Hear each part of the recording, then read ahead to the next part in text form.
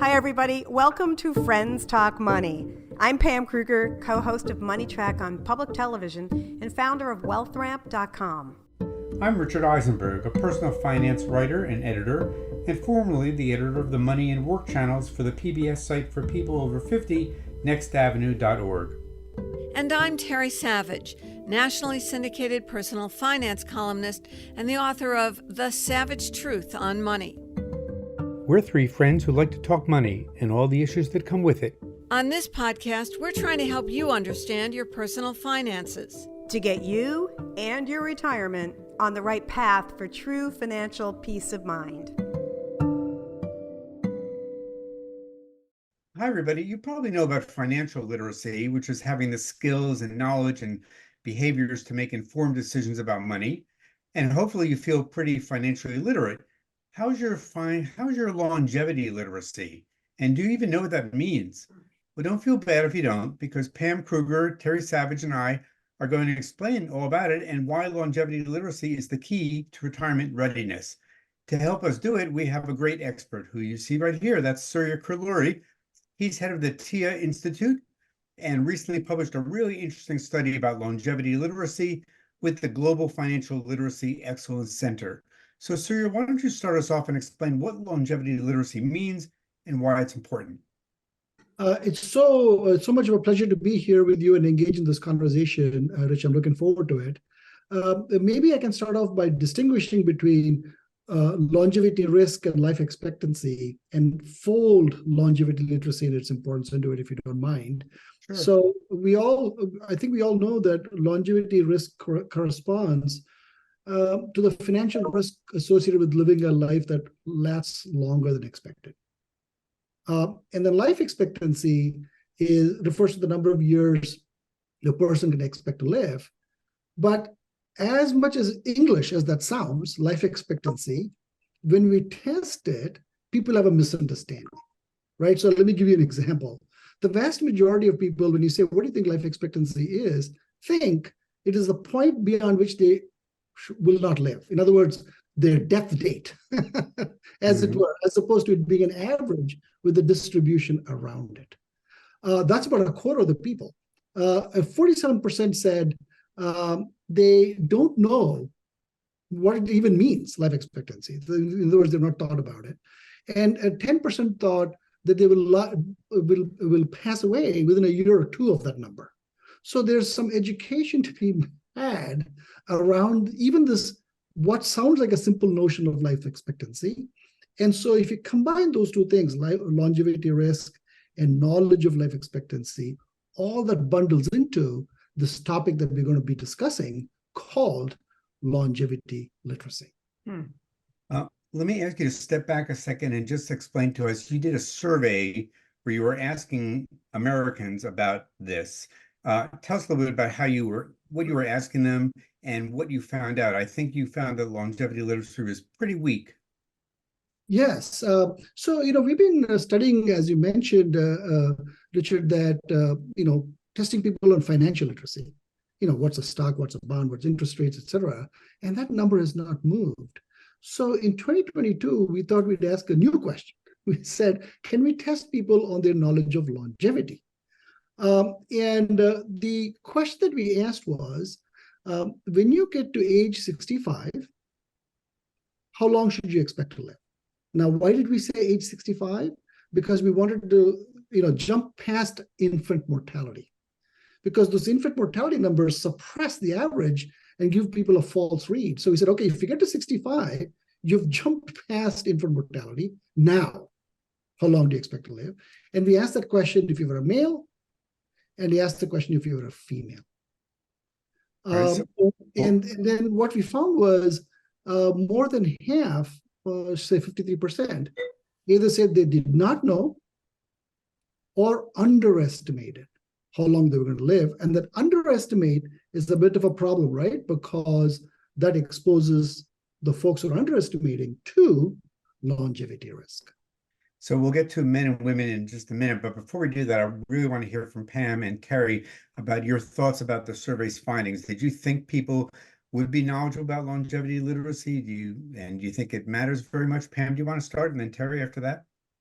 Yeah, I think this is fascinating because intuitively we have this internal sense of how long we are likely to live. Each of us has this inside of us, our sort of a sense or a feeling.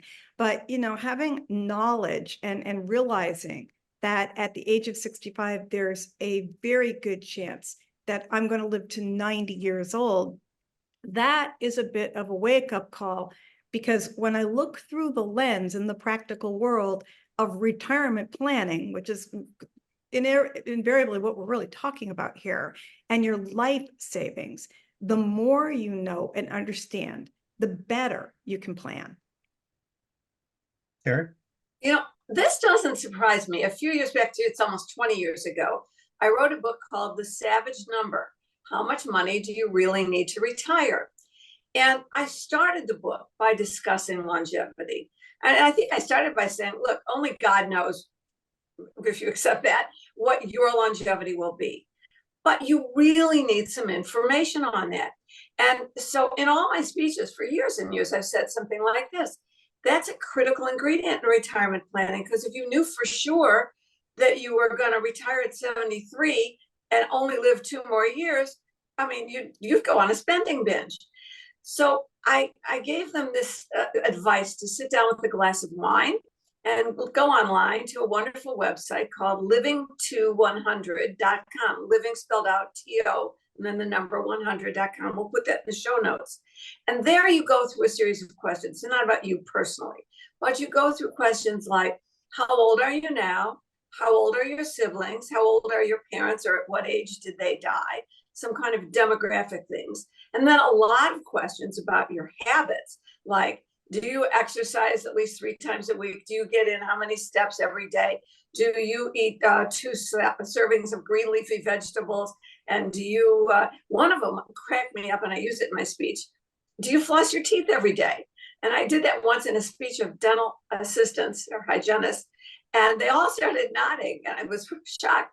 And one of them came up to me and said, you have to floss your teeth, because if you don't, you get gum disease. It goes right to your heart and you'll die. So I did this when I was doing the book and pushed the click. How long what's my life expectancy? And I got 107 years. So I realized 70 or 107? 7. So I realized immediately I would have to go back and be a lot more honest about the exercise and my eating habits, stuff like that. Okay. But the fact is, there is a certain way that they can give you some reasonable information. Most people, I think, go, in my case, my father lived to be 95. My grandmother lived to be 92. So 90 is a big bullseye, at least always been in my outlook. But the fact is, you can go and find out what kind of certainty. I have no idea, but it's better than saying, well, I don't know, I just need a lot of money and I hope it lasts my lifetime. Right. You need to have some projections. Right. Well, I just want to say that I love the survey, because if nothing else, it gets me to want to be more literate about my own longevity and how can I do that. So I think it's really good to bring this to the spotlight to talk about. So I'm really taken by Terry's comments. So I appreciate that, and I also wanted to, Richard, if you don't mind, piggyback a quick second on Pam's original point. Please, sure. Is how am I perceiving this number? And I think we could distinguish in this conversation between how I feel about it myself subjectively, based on my health, my family history, my knowledge of how long grandfather lived or grandmother lived, etc. Let's call that subjective knowledge, versus let's call something objective knowledge, which is circumstances have changed, technology has changed, education levels have changed, the zip code I'm living in has changed. And so people like me today might live differently than my family history suggests. So if we were to distinguish between subjective and objective knowledge and provide people objective knowledge, that might also help with longevity risk. So you're saying we might live to 170? So we are racing towards 100-year lives, and we want to be prepared for it. Think of all those morning, Willard used to be on with the jar jam. Mildred's 102 today. She says she drinks a glass of bourbon every day. Well, that might be the thing. I might add, when I finally became more honest, I got a very, interesting 96. So that makes you think about, you want to do a lot of stuff now because at 96, you can't imagine that you're going on vacation anywhere kind of stuff. So longevity is about your investments, but having some knowledge, would you say, Surya, is more also about having a feel for how you want to lead your life? Oh, this is so important. I think longevity fitness is, of course, financial fitness, which we are all in favor of, but there are other things, social fitness and physical fitness and health fitness. Just as a quick example, my father is 87, retired professor, and just a few months ago, he went all by himself to Zurich and back from Princeton. And I'm like, man, if in his generation he could do this at 87, I better do it at 95. So they're role modeling also. So, sir, I want to ask you about why you think so many of us are so wrong when it comes to knowing how long 65-year-olds are likely to live. You talked about a lot of us assume that we'll live as long as our parents did, but that's not necessarily a good barometer, or at least it's not the whole picture. Is the media at fault? Are we part of the problem, do you think? No, I actually put it on framing, if I may. So, all of us do this, but I certainly do. Summer interns who come into the company, first-year analysts, I'm usually asked to, give a talk to them, and and I'm allowed to pick a subject. And I pick longevity, and I'm like, man, I want to speak to a 21-year-old about longevity. Are they even going to respond to this, right? And here's the framing point. When we talk to them about financial literacy, it comes across honestly as eat your spinach. Put money in your 401k, find matching contributions, portfolio. They're like, I'm trying to pay off my student loans. Why are you asking me to do all this stuff? But what I've learned over the years, talking to them, say, how are you going to manage your 100-year life? How are you going to manage your career when you get to 50 and your 22 education you got at 22 is no longer useful? How are you going to do your transitions? How are you going to do your sabbaticals? All of a sudden, they're in. And I've even found this with clients that I'm discussing this with, where they expect us financial experts to help them financially, right? But when we talk to them about mom and dad's elder care, when we talk to them about, as Terry said, what's your purpose? How are you going to live your life? All of a sudden, they're in. So I think it's not even anybody's fault. It's like, just let's do the framing around longer lives, and people are automatically emotionally engaged on the topic, I think. I wonder if you can talk a little bit about the connection between being longevity literate, if I can use that phrase, and feeling confident about retirement and retirement planning. What did you find? What's the link there that you found in the survey about, being confident and feeling confident about retirement and not having good longevity literacy and maybe not feeling so confident? Richard, this is so cool, and I'm so eager to see what Terry and Pam have to say to these findings. So, many of this survey data is not causal, right? You do this, and therefore it causes that. But you can see some correlations. And what we found, Terry and Pam, when we did this research, is that people with higher longevity literacy showed better thinking, behavior, and outcomes. So, for example, those with higher longevity literacy compared to those who did not have higher longevity literacy thought about how much money they might need in retirement and calculated it. They also, with those with higher longevity literacy, set aside more money. And then when we looked at retirement satisfaction, they expressed higher satisfaction. Now, I'm contrasting this with research that Olivia Mitchell at Wharton has published around regret, that when she looked at people who are 70 versus 55, some of the regret they've had is around, hey, I did not plan my money flows properly when I retired. So I'm like pretty excited about maybe we can move the needle by increasing longevity literacy and getting people to think and act in this manner.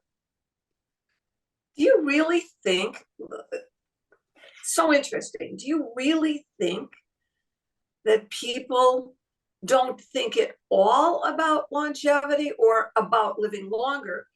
Or when, I mean, do you think they're just blind to that aspect of it? Or So do they misthink? Do they always underestimate? What did the research? yeah, Terry, let's push on that finding. So about a third said, by the way, we did not give a blank question. We gave them options.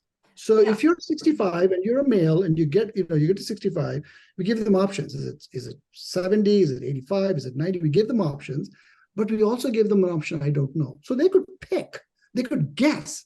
So even when they had a chance to guess, a third said, I don't know.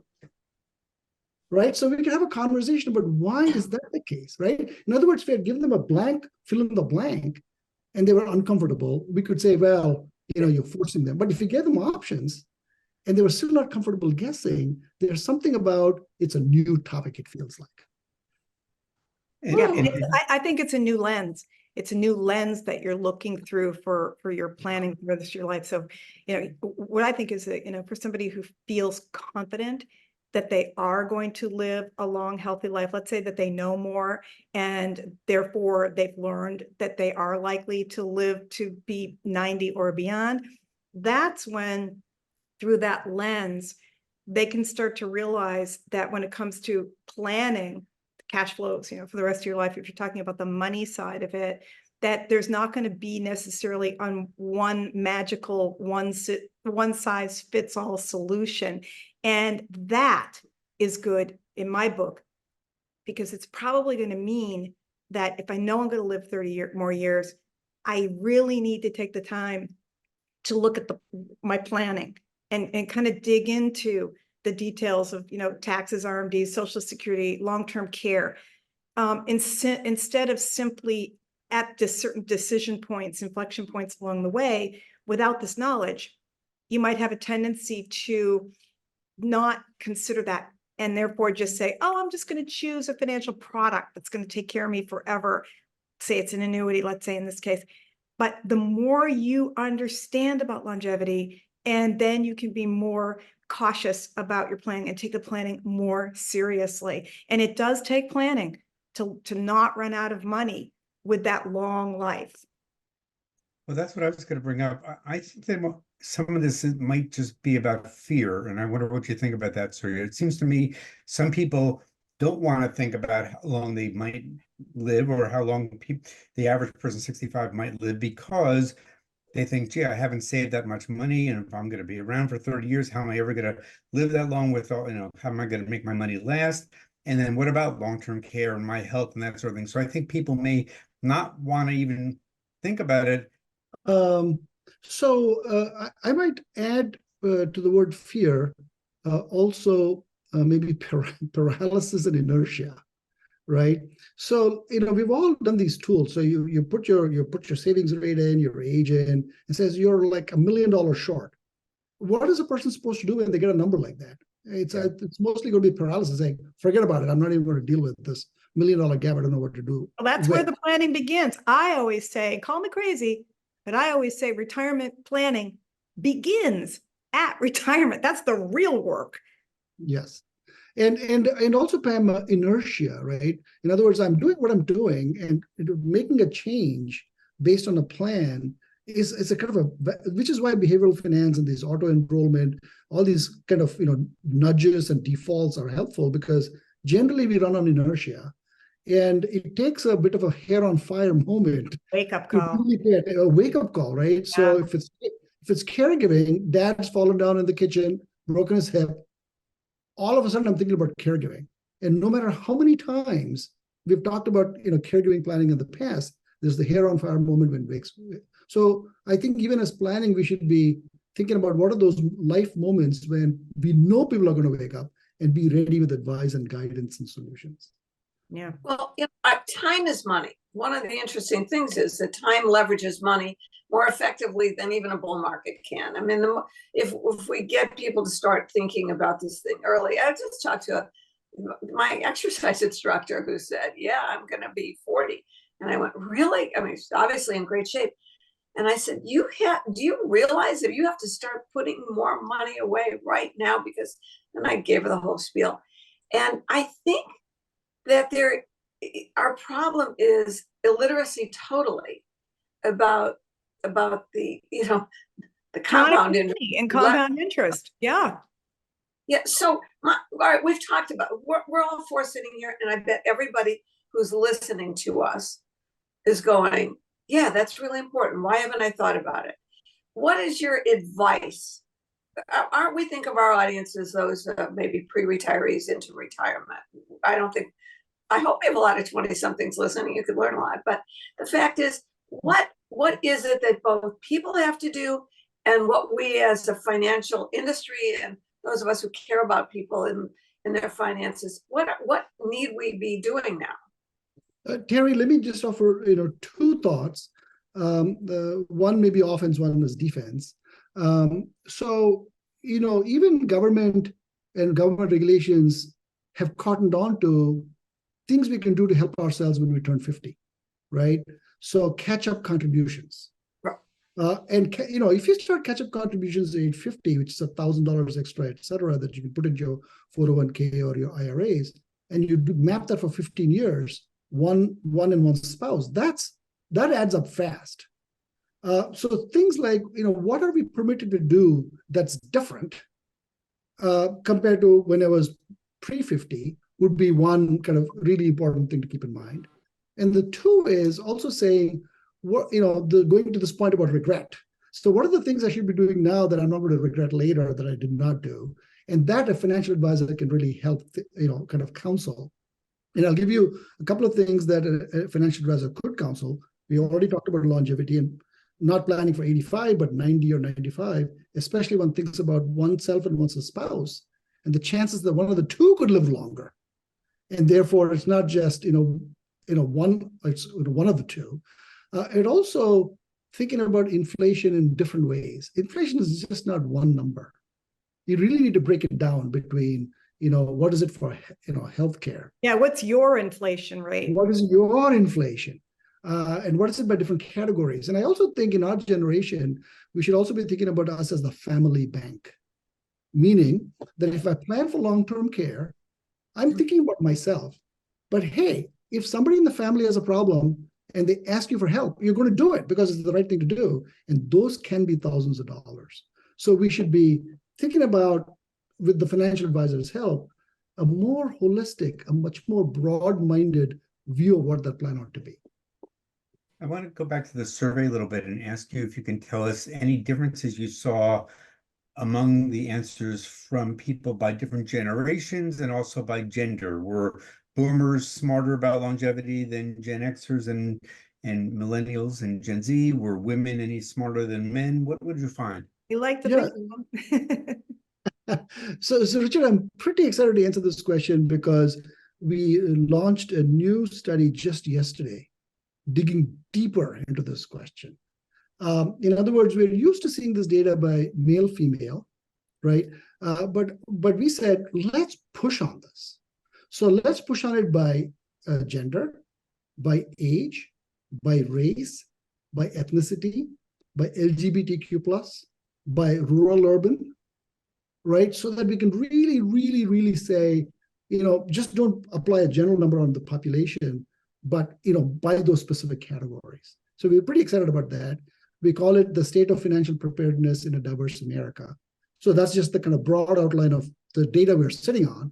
But to answer your question, if we find that longevity literacy increases by age, not surprising. Yeah. But if you do the cuts like the way I'm talking about it, you're going to find new things. So what we find, for example, is in the Black African-American population, there's a lot more perception or expectation that they're going to continue their employment. In the Hispanic Latino population, lack of clarity about what the source of retirement income is going to be. And I'm actually looking at the survey and saying, we did not have family as a category in it. And when you have conversations with the demographic, they're like, I'm going to depend on my family. And so it becomes very complex very quickly. And so there are like dramatic differences in how people think about how they're going to fund their retirement and how long they're going to expect to live. There was also an interesting discovery about Medicare, and I'll get to it if the conversation gets there. Oh, go there, please. Medicare's a hot topic these days. We know from CMA what percentage of our medical care costs are not covered by Medicare, right? And so just like longevity literacy, Terry, we give a healthcare cost literacy test in the survey and said, what do you think you might have to spend out of pocket if you're in Medicare? And we asked those who are about to retire and those who have retired. And about 40% of the population that were not retired said, I don't know. Fair. So we can, talk to them, do some training and seminars and all those things. So we looked at the group of people who are retired on Medicare, and 30% of them said, I don't know. And again, we give them choices. Is it 25%? Is it 30%? We give them choices. And so I think the level of lack of clarity in how Medicare works, what's out of pocket expenses, how is it going to inflate over a period of time, all that is an urgent call to action for us in the financial community to shed light on. So again, Surya, it comes back to, the discussion even becoming not only more broad and holistic, because it has to be holistic, deeper in each crevice, that is really important, because the whole point of discussing longevity and planning and making your money last also has to take into consideration your healthcare, your medical, your spouse, your family's situation with their health and Medicare and how that's going to be. It gets really complicated really fast, but it does suggest one thing: you cannot plan without taking the holistic view. Well, Fidelity's, I don't know what the number is this year, but Richard, you're probably more on top of this. But every year they do a survey of what the average 65-year-old can expect to spend out of pocket. Now that's your premiums, of course, for Medicare and Part B and Part D and so forth, or your Advantage plan. But it's an additional uncovered costs, because dental and vision, unless you're in an Advantage plan, which may or may not come to pass, but that's $180,000 the last I saw. Is today's 60-year-old should expect to spend over the course of his or her lifetime. That's a lot of money. And I don't think anybody ever thinks about that. They think, I'll get Medicare. Yeah, I can pay the premiums. It'll come out of my check, and that'll be fine. Yeah, and to Pam's point, if people did not know that, they're not going to be able to plan for it. Exactly. Yeah, and so that's very important. And then one very quick point I wanted to make on Richard's question about men versus women. Yeah, please.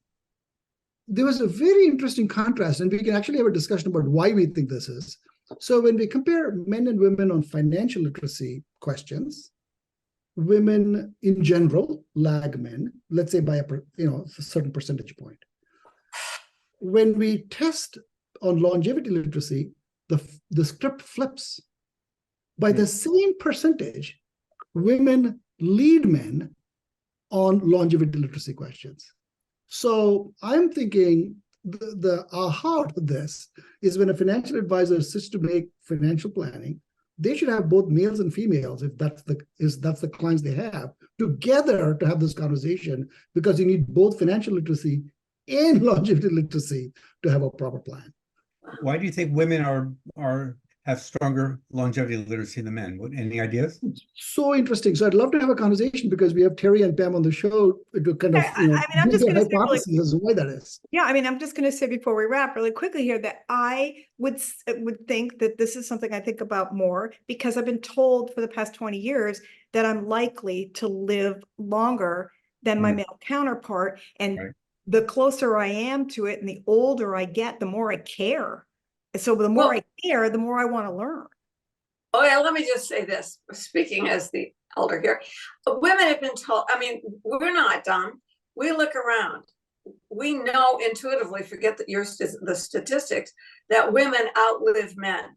And a woman's, and I don't care, well, maybe Ivana, never mind, maybe the really wealthy don't have this fear, but every woman, I've always said, has this internal fear of being a bag lady. in your old age. It's so true. It's in every cell. And so of course women are more aware of that. I'm distressed to hear you say they're less financially literate. And I've been fighting all my life for that. But it's very intuitive for women to be concerned about being alone, being old, and being impoverished. So our whole podcast is about, I'm so glad you're bringing this to light, because our whole podcast is always about what can we do, especially for women, but for everyone, to make sure that doesn't happen, that you don't live longer than your money. And what can Exactly. we do to help you reduce the fears that drive the stress around these topics, So I think this is just, I just think you're really helping open people's eyes. Me, I do this, I think about it, but this study has really got me thinking just that much more. So before we wrap, Surya, why don't you just remind us one more time, how long do people who are 65 typically live, and so we can all start planning for the right number of years? Right. Let me give two levels of answer. One is, remember we said life expectancy does not mean we get there and we pass away. So it's the average. So it's 87 for female in the US on average, and 85 for males. We went to the CDC and said, break it down by ethnicity and race. And in that disaggregation, we learned that Asian American females live the longest, and Hispanic Latino females live the second longest. So the answer is a little more nuanced underneath that. And then if you went to the Society of Actuaries website and looked at the longevity illustrator, there you could say husband and wife, age so-and-so, and it gives you probability of one spouse outliving the other, to age 90, 95, et cetera. And so when my wife and I did it, there was a 10% chance that one of the two of us was going to get to 95. And so we changed our financial plan based on that knowledge. Right. Well, you don't want to try to outsmart the odds. And Yeah. I'm sure everyone in our audience will be jumping to rush to the Society of Actuaries website as soon as we're done. So we will wrap up now and let them do that. Thank you so much for joining us today, Surya. And it's been a great pleasure to talk to you. Thank you. It's been an honor. Thank you. Thanks. Friends Talk Money is funded in part by a grant from the Investor Protection Trust. The IPT is a nonprofit organization devoted to investor education. Since 1993, the IPT has worked with the states to provide the independent, objective investor education needed by all Americans to make informed investment decisions. Visit investorprotection.org. We also receive support from the North American Securities Administrators Association, known as NASA. It's the oldest international investor protection organization. NASA's members include state and provincial securities regulators from the U.S., Canada, and Mexico who serve on the front lines of investor protection. Recognizing that education and awareness are powerful tools in the fight against investment fraud, NASA is pleased to sponsor Friends Talk Money. Here are 3 important tips to help you protect your money from fraud. With investing, there are always risks, so be cautious of anybody telling you that a certain investment is guaranteed. You should also proceed with caution if somebody is promising very large investment returns. This is a common red flag for investment fraud. Last and most importantly, be sure you're working with a licensed or registered financial professional. You can check your advisor and make sure they're licensed by visiting brokercheck.finra.org. NASA is your partner in keeping you safe and helping you avoid investment frauds. Visit nasa.org and click on the Investor Education tab to learn more.